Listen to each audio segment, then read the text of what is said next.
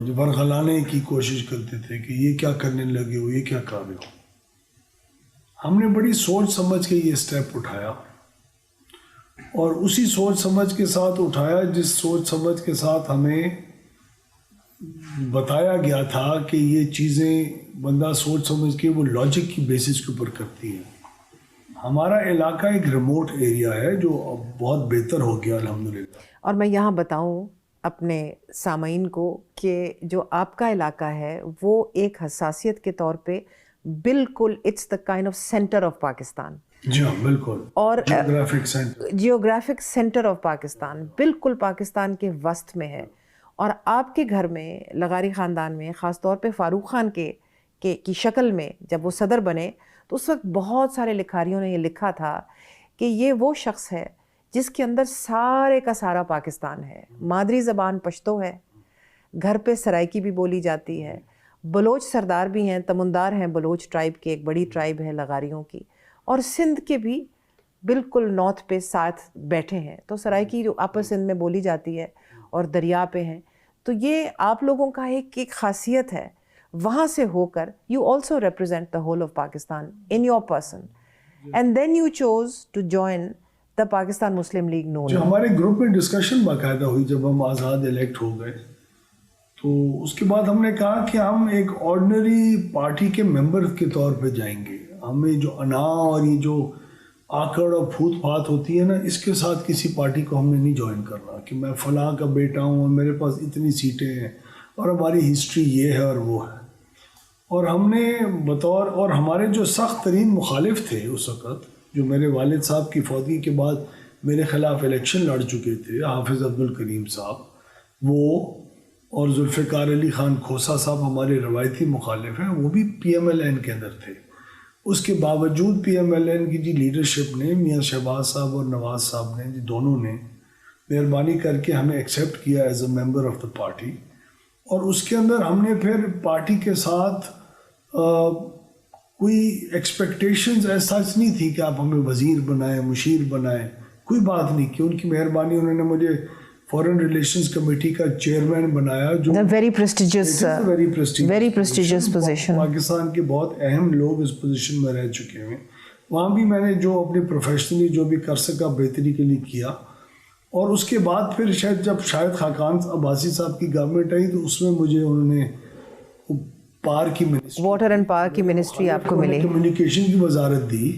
حالانکہ میں نے وہاں آتے ہیں لیکن اس دور میں 2013 سے لے کے لیٹس سے 2018 تک یہ جو پہلے 5 سال تھے اس پارٹی میں محسوس کرتی تھی، کیونکہ میری تمہارے سے ملاقات ہوتی تھی، بات چیت ہوتی تھی، کہ you were still carrying some kind of baggage at that time. And I still felt, and you didn't say it in so many words, اس طرح آپ نے مجھے کہا نہیں، لیکن مجھے کبھی کبھی محسوس ہوتا تھا کہ تمہارے لیے پارٹی میں ایکسیپٹنس پانا، قبولیت پانا مشکل ثابت ہوا. جی، وہ اس کی سب سے بڑی ایک یہ وجہ تھی کہ جب ہم، اگر آپ لوکل سطح پہ بھی بات کریں تو جب ہم اچھا وقت ہوتا ہے جو حکومت کا وقت سمجھا جاتا ہے اس پار گیم میں، اس میں جب آپ کے ساتھ کوئی یونین کاؤنسل کے چیئرمین صاحبان بھی آئیں اور آپ کے ساتھ جوائن کریں تو آپ کو اس بات کا فکر ہوتی ہے کہ جب برا وقت آئے گا میرے ساتھ رہیں گے کہ نہیں.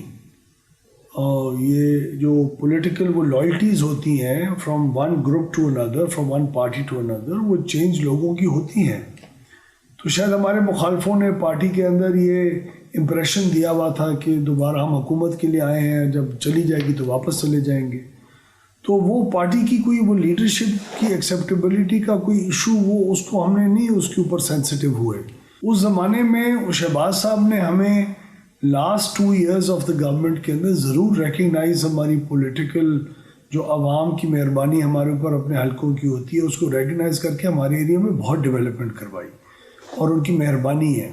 تو تم نے تو کوئی فرنٹ مین نہیں رکھا ہوگا نا، ٹھیکیدار وغیرہ اس ڈیولپمنٹ کے دوران؟ ہاں، لیکن ٹھیکیدار افسروں کے ساتھ مل کے ضرور پیسہ کھاتے ہیں، وہ علیحدہ بات ہے، وہ ان کو اللہ انہی سے نہیں پوچھے، انہی سے پوچھے. لیکن یہ میں نے سنا ہے کہ اویس خان نے کبھی کسی ٹھیکیدار کو انٹرٹین نہیں کیا. Even as an I T minister, وہ آپ یہ جو ٹھیکے ہیں تو بہت کم چیز ہے. ہاں، آئی ٹی منسٹر میں جب پی ٹی سی ایل کی پرائیویٹائزیشن اور وہ لائسنسز جو بالکل میں نے تو یہ پہلے لاکھ روپے کے جاتے تھے اور ہم نے $295 ملین کا ایک وہ لائسنس آکشن کروایا تھا، تو اس وقت ہمیں بھی آفر ہوتی ہوگی کہ 50 کا دے دو. جب شاہد خاقان وزیر اعظم بنے تو انہوں نے آپ کو منسٹری فار پاور دی اور آپ کو فیڈرل کیبنٹ میں وہ لے آئے. میں شاہد سے بات کر رہی تھی آپ کے بارے میں، تو he was full of praise for you. تو انہوں نے کہا کہ اویس خان بڑے محنتی ہیں، اویس خان معاملہ فہم ہے، وہ چیزوں کو گراسپ کرتے ہیں. انہوں نے بڑی محنت کی اپنی منسٹری میں جب وہ منسٹر رہے ہمارے ساتھ. اور انہوں نے یہ کہا نہیں، لیکن مجھے ان کی باتوں سے محسوس ہوا بٹوین دا لائنز کہ شاید اویس خان کو جس طرح انیشیٹو لینا چاہیے، معاملات کو اپنے ہاتھ میں لینا چاہیے اور ان کو لے کے خود یعنی کہ پہل کرنی چاہیے، شاید وہ یہ نہیں کر پاتے. منسٹری کے اندر جی آج تو آخری 8-9 مہینے تھے، وہ بیوروکریسی کو سامنے دکھائی دے رہا تھا نون لیگ کے ساتھ کیا ہو رہا ہے. وہ بیوروکریسی ویسی جی آخری سال میں نا، میں جب آئی ٹی منسٹر بھی تھا تو ہم نے پہلے 4 سال میں ہاں وہ اپنی آنکھیں ماتھے پہ رکھ لیتے ہیں نا. یاد ہے ہمارے چیف سیکرٹری رہ چکے ہیں جو جی سیکرٹری میرے ساتھ اس وقت تھے، تو وہ لوگ سوال کرتے تھے منسٹری میں کہ سر اس وقت لیک آف اونرشپ آ چکی ہوئی ہے، کیوں انیشیٹو لیتے ہیں، بڑے انیشیٹو آپ لوگ کیوں لینا چاہتے ہیں. لیکن آپ کو بتاؤں یہ نیٹ میٹرنگ جو آج ملک میں ہے نا، یہ ان 6-7 مہینوں کا ایک اور بہت ریولیوشنری سٹیپ ہے.